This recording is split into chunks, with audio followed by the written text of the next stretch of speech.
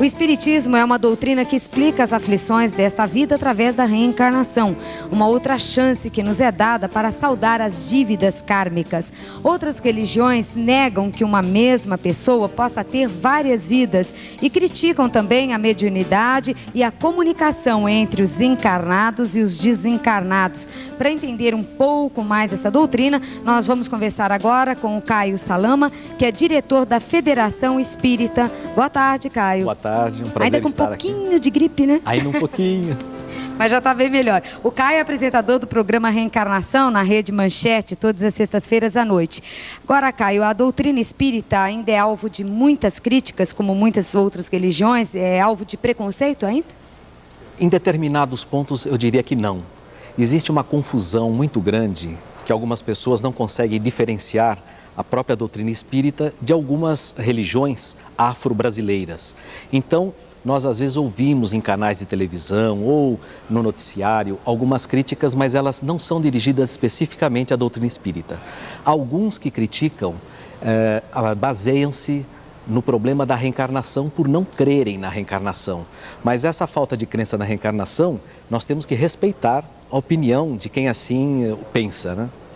Então, no conjunto, eu diria que a doutrina espírita hoje, com um número muito grande de adeptos, e cada vez nós temos sentido o aumento de adeptos, por ela utilizar a razão acima de tudo, ser uma doutrina democrática e que tem um aspecto religioso, científico e filosófico, ela tem mostrado a sua parte absolutamente transparente, e isso fica menos vulnerável, porque não tem nada a esconder, não tem dogmas, não tem mistérios, ela é simplesmente uma doutrina racional. E é muito comum, não é, Caio, pessoas de outras religiões, as mais diversas, que encontram no Espiritismo um consolo. Eu quero dizer o seguinte, você pode ser, por exemplo, católico, mas de vez em quando vai tomar um passe, não é? Vai até a federação ouvir uma palestra, mesclando aí as religiões. Nós temos tido essa posição que você diz em grande escala. Muitas pessoas vão procurar um consolo, não só através do passe, mas aquela palavra amiga, aquela palavra que mostra que o mundo não termina e não começa apenas exclusivamente nessa vida. Então nós já viemos com muitas encarnações que fazem com que haja uma explicação para muitos problemas. E também nós temos que plantar, que um bom plantio ele vai trazer um futuro adequado e um futuro melhor para as nossas próximas vidas. Isso abre um horizonte e traz a esperança às pessoas. Agora, você disse no começo que as pessoas misturam muito e confundem até o trabalho da Federação Espírita, né? Com outras religiões afros que trabalham de uma forma totalmente diferente, na verdade, do que a doutrina que vocês pregam. Na realidade, as pessoas confundem muito o aspecto reencarnacionista. Nós sabemos que o budismo é reencarnacionista, a Umbanda é reencarnacionista, o Candomblé, a Quimbanda. Existem muitas religiões, porém, as pessoas confundem que apenas por crer nas múltiplas vidas já enquadram todas as religiões como o espiritismo. E aí é que a confusão é grande, porque a conduta é totalmente diferente. Nós espíritas respeitamos todas e quaisquer religiões ou seitas, porém a diferença é muito grande. Como vocês explicam a reencarnação, a mediunidade, por exemplo? A reencarnação é aquela grande oportunidade que todos nós temos diante da escala evolutiva de vida para melhorarmos o nosso dia a dia.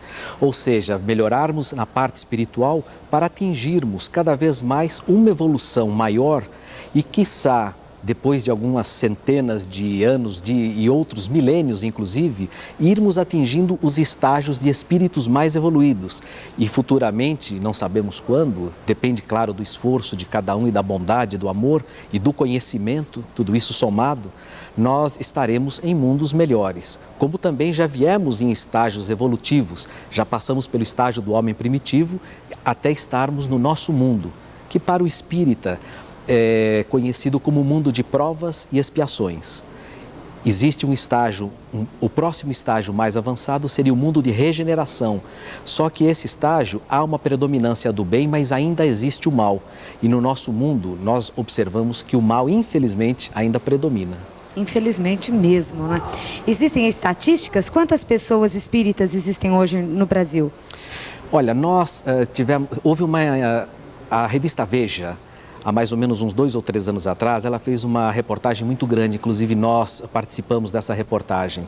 E eles concluíram que no Brasil há em torno de 20 milhões de espíritas, sendo 7 milhões pessoas que frequentam os 5.500 a 6.000 centros espíritas, são ativos na doutrina. E os outros são espíritas, mas que fazem reuniões em casa e, principalmente, procuram aplicar na sua vida os postulados espíritas. Eu vi um Claux aí bem baixinho, ele tá aí, tá. Oi, Ex, pode participar, Ex. Dá licença, viu? Seja bem-vindo aqui. Obrigado. Oi, tudo bem, Caio? É um prazer falar contigo. Que bom. Eu tenho uma pergunta para te fazer, é o seguinte: o que a religião espírita defende num caso de agressão ou desrespeito à crença? A religião espírita, ela não aceita nada que seja agressivo. Nós não vamos encontrar nunca um espírita que realmente esteja atuando como um cristão, um espírita dentro das posturas, agredindo o semelhante, falando mal dos outros, procurando atacar outras religiões. Muito ao contrário, nós respeitamos todas as crenças. Há espaço para todos. Aqueles que não acreditam na doutrina espírita têm o direito de assim o pensar, como nós também temos o direito de vermos respeitados os postulados espíritas. Por isso é que a doutrina espírita ela não compartilha com nada que seja agressivo, e muito menos entre as próprias religiões.